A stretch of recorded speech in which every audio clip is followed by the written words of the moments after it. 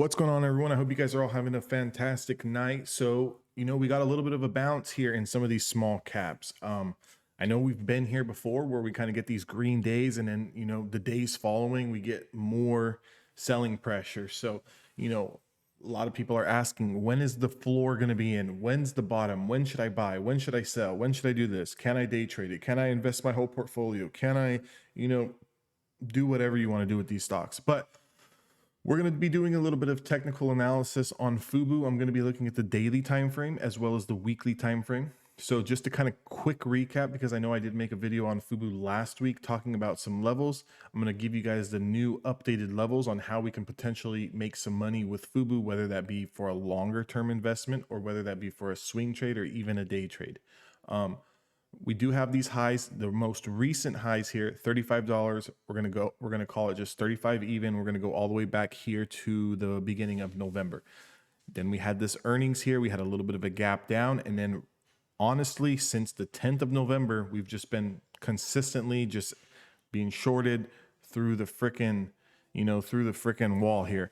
It's just constant. I mean, you could have essentially just put on a short position here back in November, and woke up today and then, sold your short position down. What is this? If we look at lows of 25 all the way down to a low of $12, I mean, in just insane amount of selling pressure. No real volume here has really stepped in.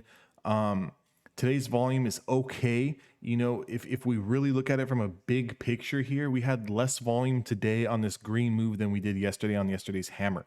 But with that being said, we did put in this hammer yesterday. So one thing about hammers is normally they're going to indicate a short-term reversal. If we just kind of go back on the chart to the last time we had a bit of a hammer, it was here on December the 3rd. And what happened after December the 3rd? We were trading underneath supply. So underneath the 50, the 200-day moving average, the 5, the 10, the 20. But we put in this hammer here, and then we went on 1, 2, 3, 4 days worth of selling. Worth of buying. So the price went up on the stock. Yesterday we put in this hammer. Today's day one. Now, are we going to go on 3 or 4 more days worth of, buying? It's yet to be determined. We just have to kind of play it by ear.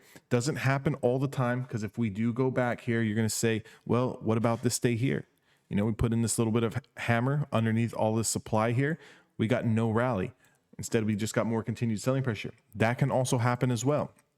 So typically, it's always a numbers game when you're trading. Typically, this indicates some type of short-term reversal. Typically, okay? With that being said, if we take a look at today's price action, pretty good. Up $1.23, 9% on the day. We closed at $14.79. Currently, after hours, we're maybe trading 10, 15 cents higher than that. Here's what I want to really look at.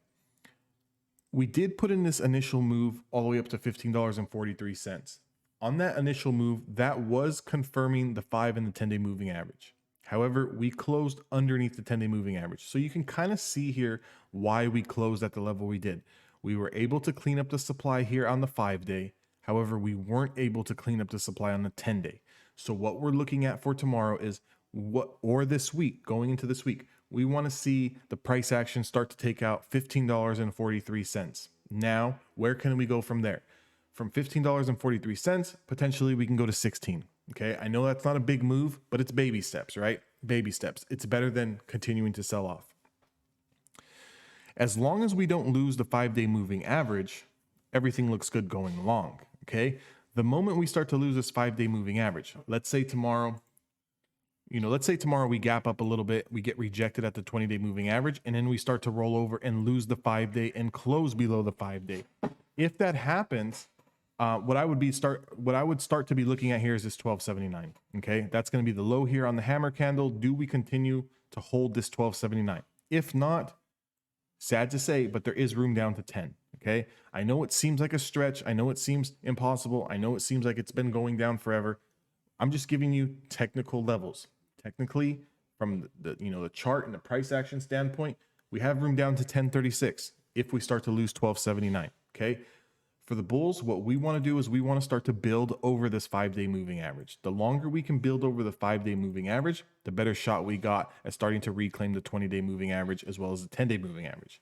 Now, for me, The big level and the area that I'm going to really be watching for on Fubo TV is $16.65. That's going to be taking out all of this price action here.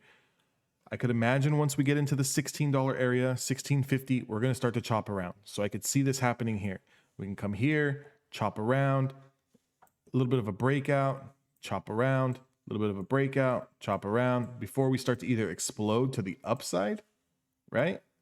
Or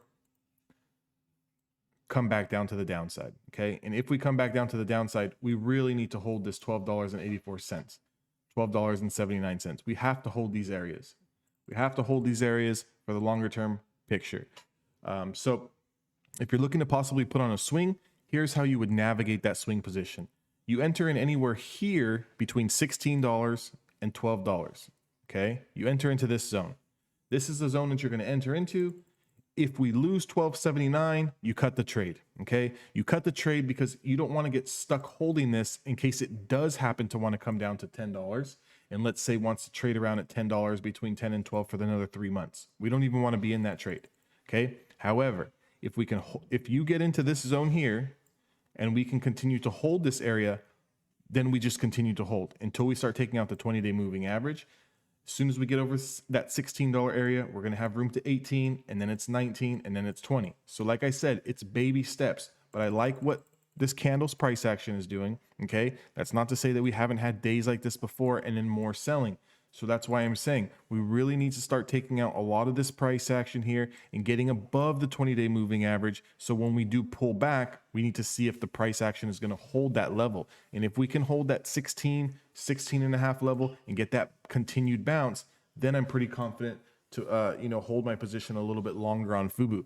I hope that helps you guys out a little bit. If you want to join my Discord, that link is down in the description box below. Also subscribe to my channel, drop me a like and leave me a comment. I will do my best to get back to you guys as fast as possible.